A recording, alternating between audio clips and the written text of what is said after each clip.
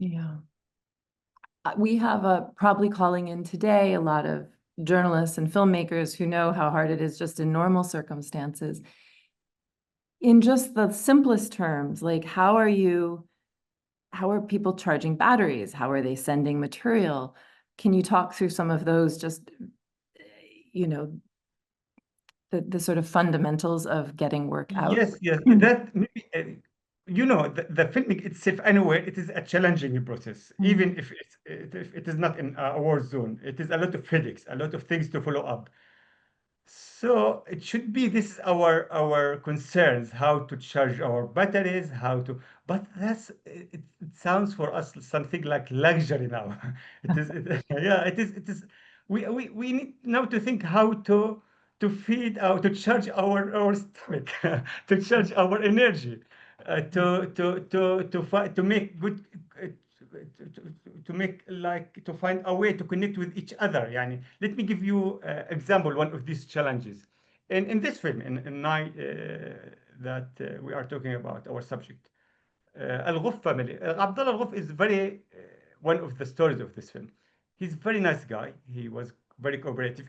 In this film, we have many challenges, and maybe Layla talk about them. That convincing people to film under trauma, under this horrible stress on them, and they are in grief and very deep sadness. It is not easy mission, but Abdullah was easy. Anyway, we agreed with him to film with Abdullah on, let's say, Thursday. On Thursday, in the night of the eve of Thursday, we lost the connection with the crew who should film with Abdullah, because the Israeli bombarded the tower that covered that area in communication. So there was no network. And so I called Abdullah. I told him that I lost. Maybe we couldn't come tomorrow, but for sure we'll come the next day on Friday. And we have many crews. I asked one of our crews who in a different area to come to Abdullah on Friday to film, because we lost already the connection with our crew, and nobody even the ground couldn't reach them, because the network is zero. So they went to Abdullah, and while they are filming with Abdullah, the footage of Abdullah from the first crew started to reach me. Are you okay? I said, we are happy. Then I called my crew. I said, okay, we filmed with Abdullah. Abdullah didn't tell you? He said, no. When I asked Abdullah, Abdullah was shy to tell us that you filmed already with me yesterday. And he was too polite, and he thought that it could be a problem with the filming, and that could put the crew in trouble with me. So he was avoided to tell me that. And we filmed with Abdullah twice, because this is the problem. Chaos. Yeah. And yeah, and then, but we've been happy, because of course we need to send two crews, but at least the first crew was safe. It was a technical problem of the network, not a safety problem. So we were happy that they are okay, and that's much important than anything else. But imagine that sometimes you are under the stress that you are losing the connection with your crew, and you aren't sure if they are okay, not okay. You are under the stress minute by minute. You just try to find a way to call them. Even the people in, for example, we lost a connection with one of our cameramen for 10 days. Wow. Then his neighbor, I called his neighbors. We didn't see him. Later, we discovered his neighbors who lived next to him. He didn't recognize that he's still in the home. Even the people next to each other sometimes couldn't communicate, because the bombing is very, very intensive, no network. It is really beyond any imagination of us. It's very challengeable. So charging batteries, yes, it is challengeable in this period, and this very horrific time. But it sounds like maybe last thing now we are thinking about batteries, because it's normal situation. It is a crazy situation. Yeah. But we managed to charge our batteries, didn't we? I understand. Yeah.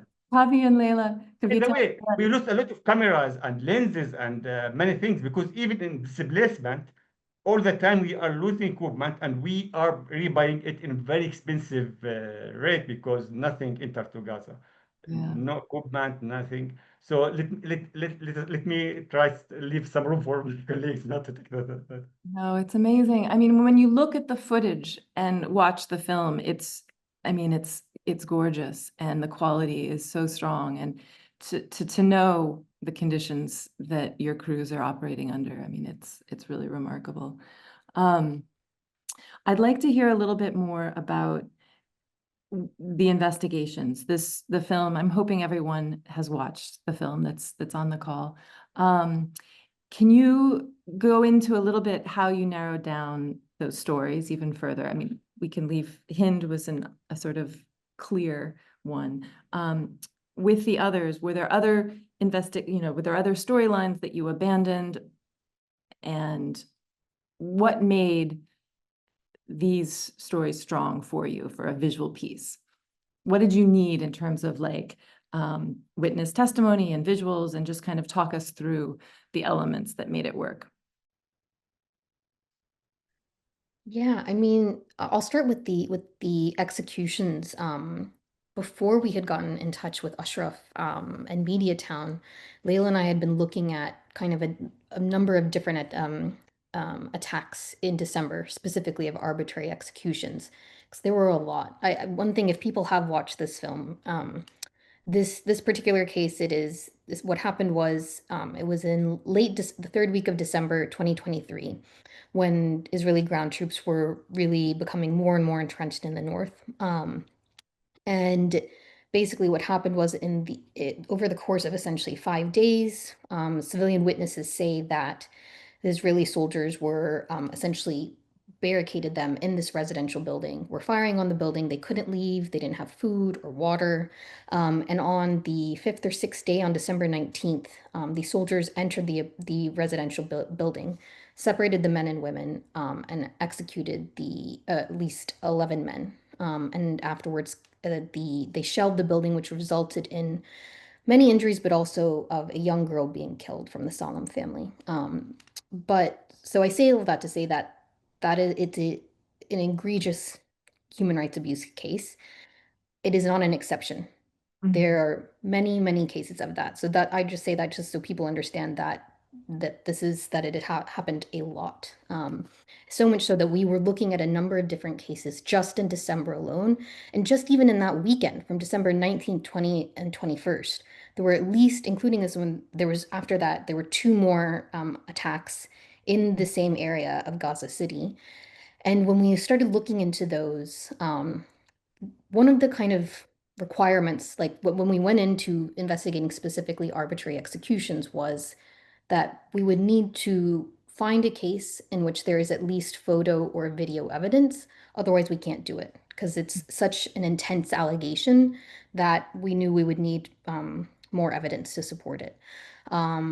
In all of these cases, there was that evidence, but in one of the cases, the family did not want to talk, which makes sense. And in the third case, the only survivors, like witnesses right to the killings, were children, two children, who saw their parents killed, including their mom who was pregnant.